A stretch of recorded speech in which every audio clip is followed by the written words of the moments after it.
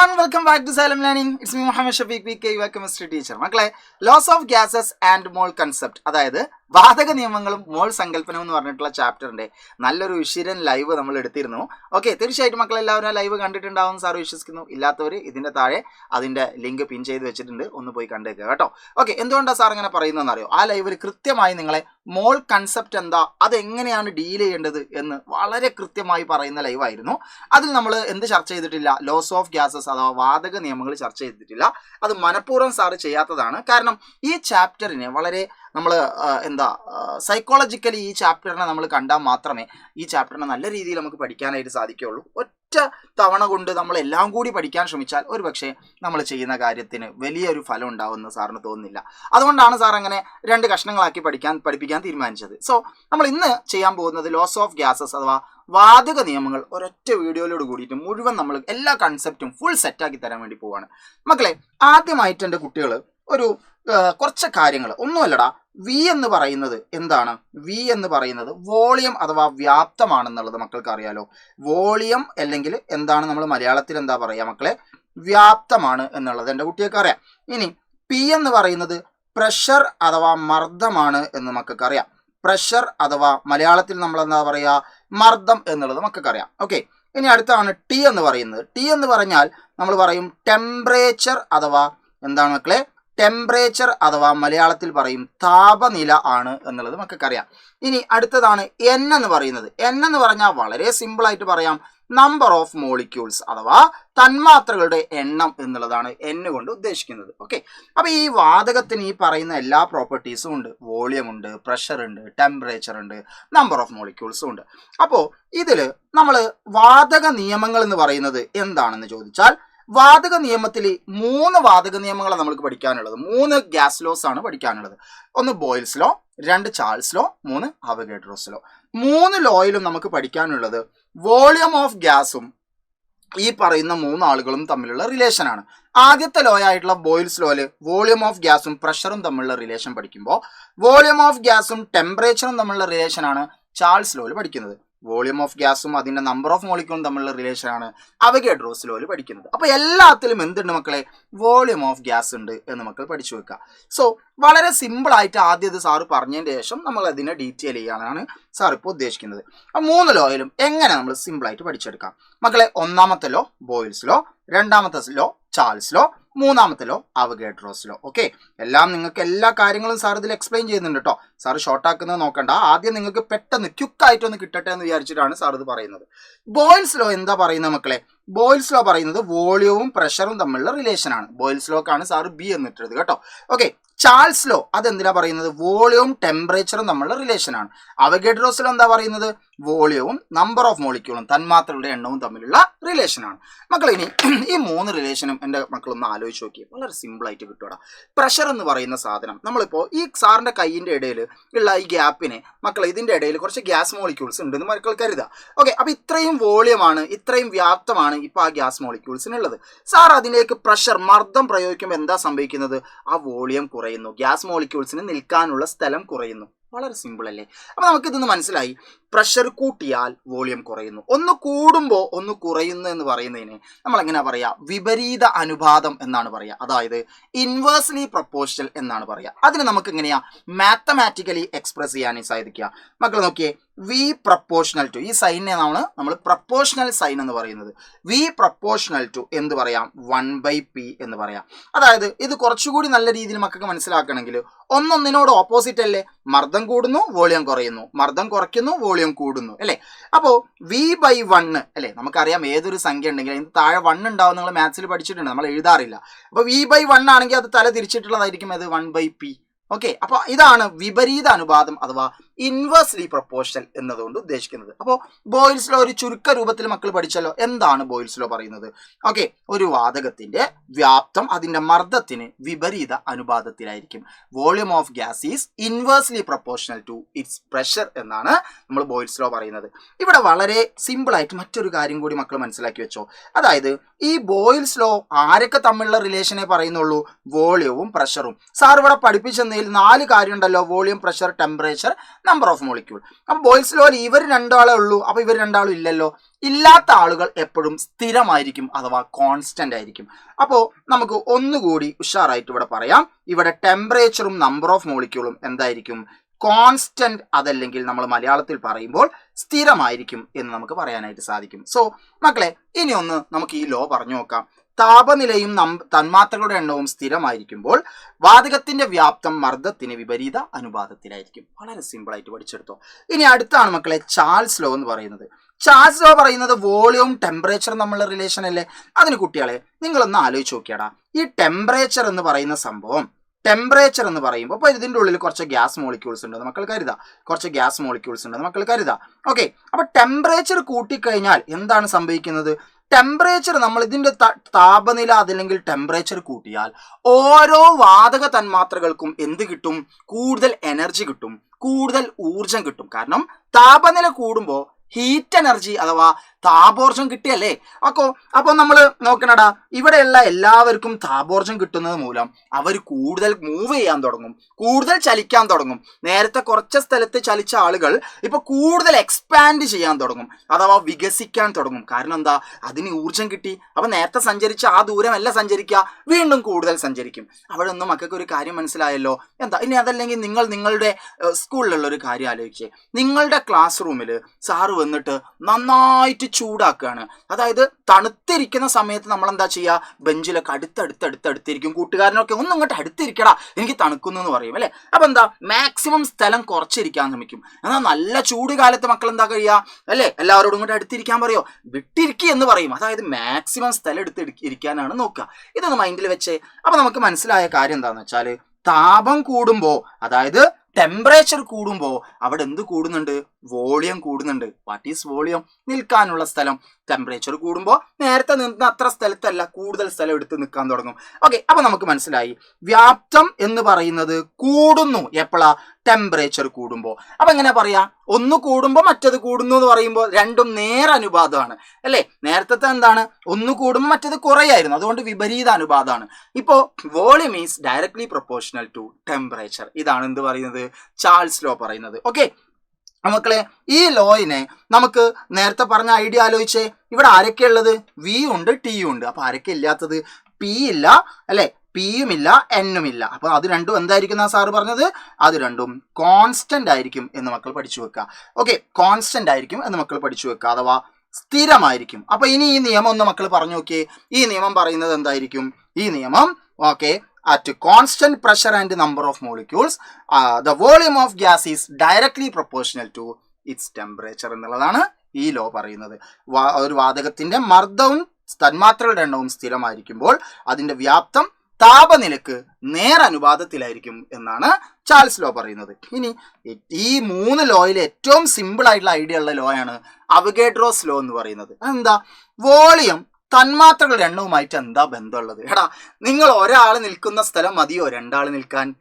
അത് മതിയോ മൂന്നാൾക്ക് നിൽക്കാൻ? അപ്പൊ ആളുകളുടെ എണ്ണം കൂടുന്നതിനനുസരിച്ച് കൂടുതൽ സ്ഥലം നമുക്ക് ആവശ്യമുണ്ട്, കൂടുതൽ വോളിയം ആവശ്യമുണ്ട്. അതായത് തന്മാത്രകളുടെ എണ്ണം നമ്പർ കൂടും തോറും വോളിയം കൂടും, നമ്പർ കുറയും തോറും വോളിയം കുറയും അല്ലേ. അപ്പോ ഇതും എന്താണടാ? ഡയറക്ട്ലി പ്രൊപ്പോർഷണൽ ആണ്. ഡയറക്ട്ലി പ്രൊപ്പോർഷണൽ ആണ് മക്കളെ. അപ്പോ ഇവിടെ ആരൊക്കെ ഇല്ലാത്തത് മക്കളെന്ന് പറഞ്ഞടാ? ഇവിടെ ആരൊക്കെ ഇല്ലാത്തത്? ഇതിൻ്റെ ഉള്ളിൽ വിയും ഉണ്ട്, എന്നും ഉണ്ട്. അങ്ങനെയാണ് ഇല്ലാത്തത് ആരൊക്കെയാ? പിയും ഇല്ല, ടിയും ഇല്ല. അത് രണ്ടും അപ്പോൾ എന്തായിരിക്കും? കോൺസ്റ്റന്റ് ആയിരിക്കും, അതായത് സ്ഥിരമായിരിക്കും. കോൺസ്റ്റന്റ് ആയിരിക്കും, അതായത് എന്തായിരിക്കും മക്കളെ? സ്ഥിരമായിരിക്കും. ഇനി ഈ ലോ എന്ന് പറഞ്ഞു നോക്കിയേ. At constant pressure and temperature the volume of gas is directly proportional to its number of molecules. Okay, അതായത് വാതകത്തിന്റെ മർദ്ദവും താപനിലയും സ്ഥിരമായിരിക്കുമ്പോൾ അതിന്റെ വ്യാപ്തം തന്മാത്രകളുടെ എണ്ണത്തിന് നേർ അനുപാതത്തിലായിരിക്കും എന്നാണ് അവഗേഡ്രോസ് ലോ പറയുന്നത്. വളരെ സിമ്പിൾ ആയിട്ട് ഇതിങ്ങനെ പഠിച്ചെടുക്കാനുള്ളൂ. ഓക്കെ, ഒരു വട്ടം കൂടി പറയാം. മൂന്ന് ലോയും പറയുന്നത് വോളിയവും മറ്റുള്ള ആളുകളുമായിട്ടുള്ള റിലേഷനാണ്.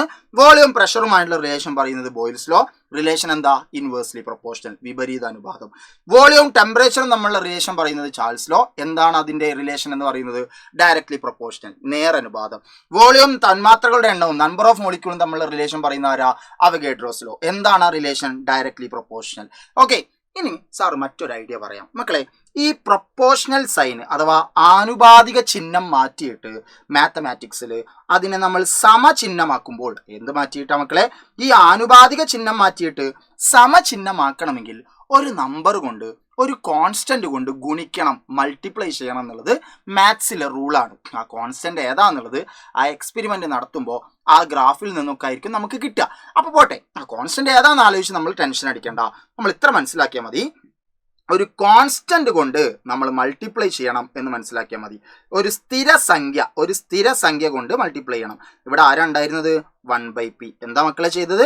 ഇത് മാറ്റിയപ്പോൾ, ഇത് സമമാക്കിയപ്പോൾ ഇവിടെ ഒരു കോൺസ്റ്റന്റ് കൊണ്ട് മൾട്ടിപ്ലൈ ചെയ്യണം. അപ്പോൾ ഒരു കോൺസ്റ്റന്റ് ഇൻറ്റു അവിടെ ഉണ്ടായിരുന്ന 1/p. ഇനി ബൈ പി എന്നുള്ളതിനെ എങ്ങോട്ട് കൊണ്ടുവന്നാൽ മാത്സിൽ നിങ്ങൾക്ക് അറിയാലോ എന്തായിരിക്കും? PV = കോൺസ്റ്റന്റ് അഥവാ സ്ഥിരസംഖ്യ എന്ന് നമുക്ക് കിട്ടും. ഓക്കെ, കോൺസ്റ്റന്റ് അഥവാ സ്ഥിരസംഖ്യ എന്ന് കിട്ടും. ഇതാണ് ബോയിൽസ് ലോയുടെ മാത്തമാറ്റിക്കൽ എക്സ്പ്രഷൻ. അപ്പോൾ നിങ്ങളോട് എക്സാമിന് ഒരു പക്ഷേ ചോദിക്കും, ബോയിൽസ് ലോയുടെ മാത്തമാറ്റിക്കൽ എക്സ്പ്രഷൻ ഗണിത രൂപം എന്താണ്?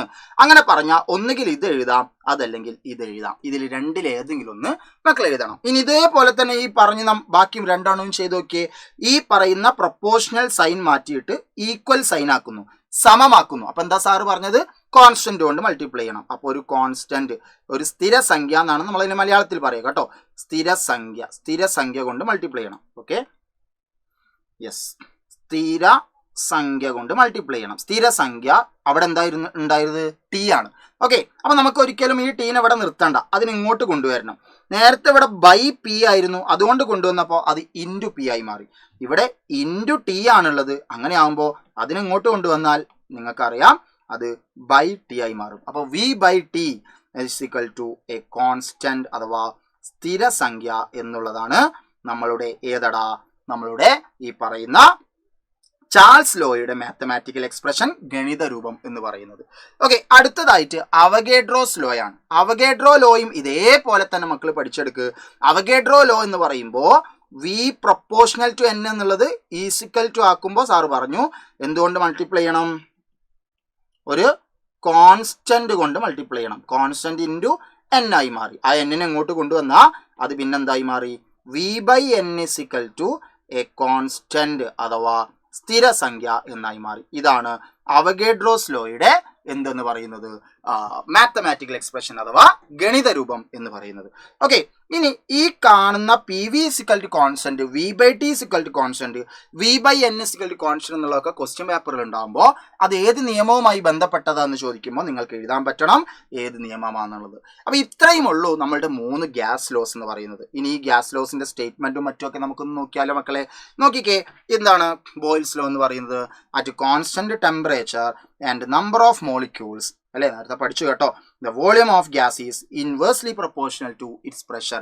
സ്ഥിരമായ താപനിലയിലും തന്മാത്രകളുടെ എണ്ണത്തിലും വാതകത്തിന്റെ വ്യാപ്തം അതിന്റെ മർദ്ദത്തിന് വിപരീത അനുപാതത്തിലാണ്. അതിന് മാത്തമാറ്റിക്കൽ എക്സ്പ്രഷൻ കൂടി എഴുതി കൊടുത്താൽ V∝ 1/p. അവസാനം നമുക്ക് PV = കോൺസ്റ്റന്റ് അഥവാ സ്ഥിരസംഖ്യ എന്നുള്ള നിലക്ക് കിട്ടും. ഓക്കെ, നേരത്തെ പഠിച്ചേ.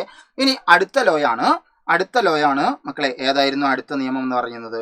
അടുത്ത നിയമം ചാൾസ് നിയമമായിരുന്നു. ചാൾസ് നിയമം എന്തായിരുന്നു മക്കളെ? At constant pressure the volume volume of definite mass of gas എന്ന് പറഞ്ഞാൽ നമ്പർ ഓഫ് മോളിക്യൂൾ കോൺസ്റ്റന്റ് ആണെന്ന് എഴുതിയാൽ മതി. ഓക്കെ, സാർ ഈ ഡെഫിനിഷൻ വേറെ രൂപത്തിൽ എഴുതിയതാണ്, നിങ്ങൾ പേടിക്കണ്ട. At constant pressure and number of molecule എന്ന് എഴുതിയാൽ മതി. ഓക്കെ, ഈ ഡെഫിനിറ്റ് മാസ് എന്ന് ഉദ്ദേശിക്കുന്നത് എന്താണ്? നമ്പർ ഓഫ് മോളിക്യൂൾ കോൺസ്റ്റന്റ് ആണ് എന്നുള്ളതിനെ കൊണ്ടാണ്.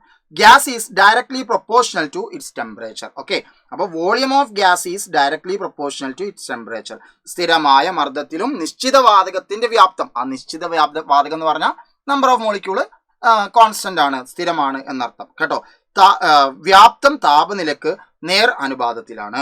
അവസാനം നമുക്ക് എന്താ കിട്ടിയത്? V/T = എ കോൺസ്റ്റന്റ് അഥവാ സ്ഥിരസംഖ്യ എന്ന് നമുക്ക് കിട്ടി. ഓക്കെ, ഇനി മക്കളെ അടുത്തതായിട്ട് നമ്മൾ പഠിച്ച ലോ ആയിരുന്നു. ഏത് ലോയാണ്? അവഗേഡ്രോസ് ലോ എന്ന് പറയുന്നത്, അവഗേഡ്രോ നിയമം എന്ന് പറയുന്നത്. ഈ അവഗേഡ്രോ നിയമം എന്ന് പറയുമ്പോൾ എന്തായിരുന്നു? കോൺസ്റ്റന്റ് പ്രഷറിലും ടെമ്പറേച്ചറിലും, അല്ലേ? എന്തൊക്കെയാ കോൺസ്റ്റന്റ്? പ്രഷറും ടെമ്പറേച്ചറും. At constant pressure and temperature the volume of gas is directly proportional to volume of gas is directly proportional to number of molecules. അല്ലേ? സ്ഥിരമർദ്ദത്തിലും താപനിലയിലും വാതകത്തിന്റെ വ്യാപ്തം വാതക തന്മാത്രകളുടെ എണ്ണത്തിന് നേരനുപാതത്തിലാണ്. അവസാനം നമുക്ക് എന്താ കിട്ടിയത്?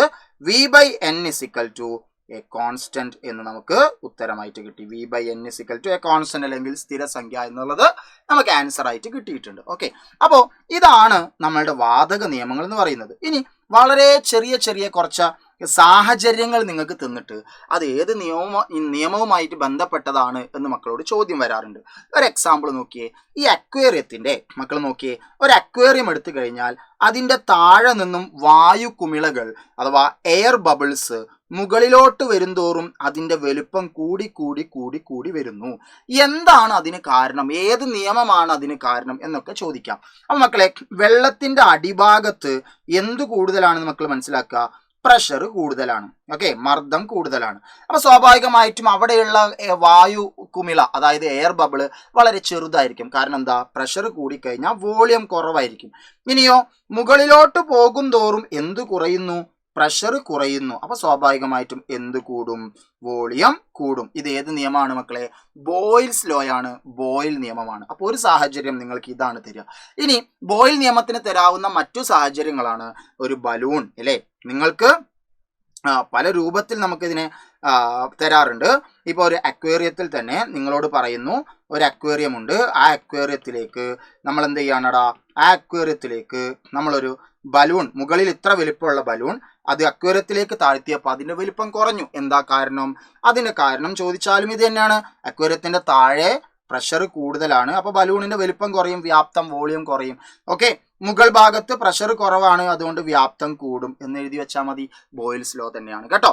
ഓക്കെ, അപ്പോൾ ഇതുപോലെ നമ്മളുടെ ചാൾസ് ലോയുമായിട്ട് ബന്ധപ്പെട്ടിട്ടുള്ള സാഹചര്യം എന്താ എന്ന് നമുക്കൊന്ന് ചെക്ക് ചെയ്താലോ മക്കളെ. സമ്മർ സീസണിൽ, ഏത് സീസണാ?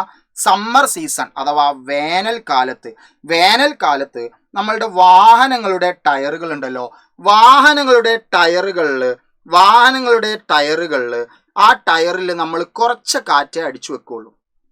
അതായത് ടയർ നന്നായിട്ട് മുഴുവനാകുന്ന രൂപത്തിൽ നമ്മൾ അതിലേക്ക് എയർ കൊടുക്കൂല. എന്താ കാരണം നിങ്ങളോട് ചോദിക്കും. അപ്പം നിങ്ങൾക്ക് പറയാനായിട്ട് സാധിക്കണം, വേനൽക്കാലമാണ്, അതുകൊണ്ട് ടെമ്പറേച്ചർ അഥവാ താപനില കൂടുതലായിരിക്കും. താപനില കൂടുമ്പോൾ ഓട്ടോമാറ്റിക്കലി വാഹനം ഓടിക്കൊണ്ടിരിക്കുമ്പോൾ താപനില കൂടിക്കഴിഞ്ഞാൽ സ്വാഭാവികമായിട്ടും വാഹനം ഓടുമ്പോൾ ടയർ റോഡുമായിട്ട് ടച്ച് ചെയ്യുന്നതുകൊണ്ട് അവിടെ ടയറിലേക്ക് താപനില കൂടുതൽ കിട്ടുകയും അപ്പോൾ അതിൻ്റെ ഉള്ളിലെ ഗ്യാസ് മോളിക്യൂൾസ് വാതക തന്മാത്രകൾ വികസിക്കും, അതിൻ്റെ വ്യാപ്തം കൂടും, അപ്പോൾ ടയർ പൊട്ടിപ്പോവാനുള്ള ചാൻസ് ഉണ്ട്. ഇതുകൊണ്ടാണ് സമ്മർ സീസണിൽ അഥവാ വേനൽക്കാലത്ത് വാഹനങ്ങളിൽ വളരെ പ്രഷർ കുറച്ചുകൊണ്ട്, അതായത് കുറച്ച് കാറ്റടിക്കാനുള്ള കാരണം എന്നുള്ളത് മക്കൾ ആലോചിച്ച് വെക്കുക കേട്ടോ. അപ്പം ചൂടുമായിട്ട് ബന്ധപ്പെട്ട എന്തെങ്കിലുമൊക്കെയാണ് ചോദിക്കുന്നതെങ്കിൽ അത് എന്തുമായിട്ട് ബന്ധമുണ്ടായിരിക്കും? ചാൾസ് ലോ, അതായത് ചാൾസ് നിയമവുമായിട്ട് ബന്ധമുണ്ടായിരിക്കും കേട്ടോ. ഇനി മക്കളെ, അടുത്തതായിട്ട് നിങ്ങളോട് ചാൾസ് ലോ എന്ന് ചോദിക്കുന്ന മറ്റൊരു സാഹചര്യം എന്താണ്? ഒന്നുമില്ല, നമ്മൾ നല്ല വെയിലുള്ള സമയത്ത്, അതായത് നല്ല സൂര്യപ്രകാശത്തിൻ്റെ സാന്നിധ്യത്തിൽ ഒരു സാർ എന്ത് ചെയ്യുന്നു, ഒരു ഭംഗിയുള്ള ബലൂണ് ഞാൻ വെയിലത്ത് കൊണ്ടുപോയി വെച്ചു. കുറച്ച് കഴിഞ്ഞപ്പോൾ ആ ബലൂണ് പൊട്ടിപ്പോയി. എന്താണ് കാരണം എന്ന് നിങ്ങളോട് ചോദിക്കുകയാണ്. അപ്പോൾ അവിടെയും നിങ്ങൾക്ക് പറയാനായിട്ട് സാധിക്കും, ബലൂൺ പൊട്ടാനുള്ള കാരണം സൂര്യപ്രകാശത്തിലല്ലേ വെച്ചത്, അപ്പോൾ താപനില അഥവാ ടെമ്പറേച്ചർ കൂടും, അപ്പോൾ ഓട്ടോമാറ്റിക്കലി ബലൂണിൻ്റെ എന്ത് കൂടും? വ്യാപ്തം കൂടും. ചാൾസ് നിയമമാണ്, അതുകൊണ്ടാണ് അത് പൊട്ടിപ്പോയത്. ഓക്കെ, ഇനി ഇതേപോലെ ചോദിക്കുന്ന അവഗേഡ്രോസ് ലോ എന്നുള്ള സാഹചര്യങ്ങൾ എന്തൊക്കെയാ? ഒരു കുട്ടി ബലൂൺ ഊതി വീർപ്പിക്കുമ്പോൾ പൊട്ടിപ്പോയി എന്ന് നിങ്ങളോട് പറയാണ്. ബലൂൺ ഊതി വീർപ്പിക്കുമ്പോൾ പൊട്ടാൻ കാരണം എന്താ? താപനിലയാണോ? അല്ല. പ്രഷറാണോ? അതൊന്നുമല്ല. പിന്നെന്താ കാരണം? ഊതി വീർപ്പിക്കുന്നതിനനുസരിച്ച് ഈ കുട്ടിയുടെ വായിൽ നിന്നും എന്ത് തന്മാത്രകളുടെ എണ്ണം കൂടുതൽ വായു തന്മാത്രകൾ അഥവാ എയർ മോളിക്യൂൾസ് എങ്ങോട്ട് വരികയാണ്? ഈ ബലൂണിന്റെ ഉള്ളിലേക്ക് വരികയാണ്. അപ്പോൾ നമുക്ക് പറയാം തന്മാത്രകളുടെ എണ്ണം കൂടുന്നു, അപ്പോൾ വോളിയം കൂടും, അതുകൊണ്ടാണ് അത് പൊട്ടിപ്പോയത്. ഓക്കെ, ഇനി ഇതേ ചാൻസ് തന്നെയാണ് നമുക്ക് എവിടെയും പറയാനുള്ളത്. നമ്മളുടെ ശ്വാസോച്ഛ്വാസം, അതായത് നമ്മൾ ഇൻഹെയിലും എക്സെയിലും ചെയ്യുന്ന സമയത്ത് സംഭവിക്കുന്നത്.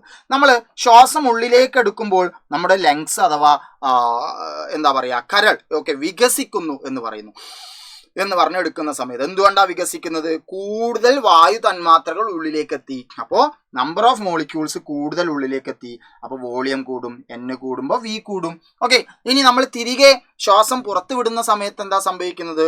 നമുക്ക് എയർ ബബിൾസ് ഒക്കെ പുറത്തേക്ക് വരികയാണ്. അപ്പോൾ സ്വാഭാവികമായിട്ടും അവിടെ എന്താണ് നമ്മുടെ ലെങ്സ് ചുരുങ്ങുകയാണ്. അപ്പോൾ അതിന് കാരണം എന്താ? നമ്പർ ഓഫ് മോളിക്യൂൾ കുറഞ്ഞു, വോളിയം കുറഞ്ഞു. അപ്പോൾ ഇത്തരം സാഹചര്യങ്ങൾ തന്നതുകൊണ്ട് നിങ്ങളോട് എന്ത് ചോദിക്കാനുള്ള ചാൻസ് ഉണ്ട്? ഈ പറയുന്ന നിയമം ഏതാണെന്നും അതിൻ്റെ ഗണിത രൂപം ഏതാണെന്നൊക്കെ ചോദിക്കാനുള്ള ചാൻസ് ഉണ്ട്. ഇനിയുള്ളത് ഈ ചാപ്റ്ററിൽ നിന്നുള്ളത് ഇതിൻ്റെ പ്രോബ്ലംസ് ആണ്. അപ്പോൾ അതിൻ്റെ പ്രോബ്ലംസ് ചെയ്യുന്നതുമായിട്ട് ബന്ധപ്പെട്ട വീഡിയോ സാറ് സെപ്പറേറ്റ് തന്നെ വേറെയും ചെയ്യാം. എല്ലാ വീഡിയോയുടെ ലിങ്കുകളും നിങ്ങളുടെ ഈ വീഡിയോയുടെ താഴെയും നമ്മുടെ ലൈവിൻ്റെ താഴെയൊക്കെ ഉണ്ടാവും. മക്കളെ എല്ലാം കൃത്യമായിട്ട് കണ്ടറിഞ്ഞ് പഠിച്ച് തന്നെ മക്കൾ പോകണം. ഒരിക്കലും ഇതൊന്നും മിസ് ചെയ്യരുത്. കാരണം എന്താണെന്ന് വെച്ചാൽ ഈ ചാപ്റ്ററിന് ഇങ്ങനെ കഷണം മുറിച്ച് പഠിച്ചാൽ മാത്രമാണ് വളരെ ക്ലിയർ ആയിട്ട് നിങ്ങൾക്ക് പഠിക്കാനായിട്ട് സാധിക്കുക. സോ ഇപ്പം ഈ വീഡിയോയുടെ ഉദ്ദേശം 3 വാതക നിയമങ്ങൾ നിങ്ങളെ അറിയിക്കുകയും പഠിപ്പിക്കുകയും ചെയ്യുകയും അതിൻ്റെ സാഹചര്യങ്ങൾ നിങ്ങളെ മനസ്സിലാക്കി തരികയും എന്നതായിരുന്നു. ആ ഉദ്ദേശം സാർ ഉദ്ദേശിച്ച പോലെ തന്നെ നിങ്ങൾക്ക് മനസ്സിലായിട്ടുണ്ടെന്ന് സാർ വിശ്വസിക്കുന്നു. സോ അങ്ങനെയാണെങ്കിൽ അതിൻ്റെ ഒരു തെളിവ് നിങ്ങൾ കമൻറ്റ് ബോക്സിൽ ഒന്ന് പറഞ്ഞു തരണം. ഇനി ഈ ഒരു ചാപ്റ്ററുമായി ബന്ധപ്പെട്ട് ഏതൊക്കെ തരത്തിലുള്ള വീഡിയോസ് ആണ് നിങ്ങൾ ഉദ്ദേശിക്കുന്നത് എന്നുള്ളതും മക്കളൊന്ന് പറഞ്ഞു തരണം. എനിക്കൊരു കോൺഫിഡൻസ് ഉണ്ട് ഈ ചാപ്റ്ററിന്റെ ഏത് ക്വസ്റ്റ്യൻ നിങ്ങൾക്ക് ചെയ്യാൻ കിട്ടുന്ന രൂപത്തിലും നിങ്ങളെ പടുത്തുയർത്താൻ സാറിന് സാധിക്കും. അത് എൻ്റെ അസ്ത്രക്കാർക്ക് ഞാൻ തെളിയിച്ചു കൊടുത്തതാണ്. അവർക്ക് വളരെ ഡീറ്റെയിൽ ആയി തന്നെ ഈ ചാപ്റ്റർ ഒക്കെ എടുത്തു കൊടുത്തതാണ്. ഇടയിൽ ഒരു കാര്യം പറയട്ടെ, നിങ്ങൾക്കും അസ്ത്രയിൽ ജോയിൻ ചെയ്യാനുള്ള ചാൻസ് ഇപ്പോഴും ഉണ്ട്. മെഗാ 30 ഓഫർ നടക്കുന്നുണ്ട്. അപ്പോൾ തീർച്ചയായിട്ടും നിങ്ങൾക്ക് അതിലെ എൻ ഗെയിം, നമ്മളുടെ ടോപ്പ് ലെവൽ റിവിഷൻ ബാച്ച് ആയിട്ടുള്ള എൻ ഗെയിം ബാച്ച് നിങ്ങൾക്ക് ഫ്രീ ആയിരിക്കും. സോ മക്കളെ ആ ചാൻസ് ഒരിക്കലും നിങ്ങൾ നഷ്ടപ്പെടുത്തേണ്ടതില്ല. സോ നമുക്ക് അടുത്ത വീഡിയോയിൽ കാണാം. അപ്പോൾ വാതക നിയമങ്ങൾ സെറ്റാണെന്ന് വിചാരിക്കുന്നു. Thank you. Signing off.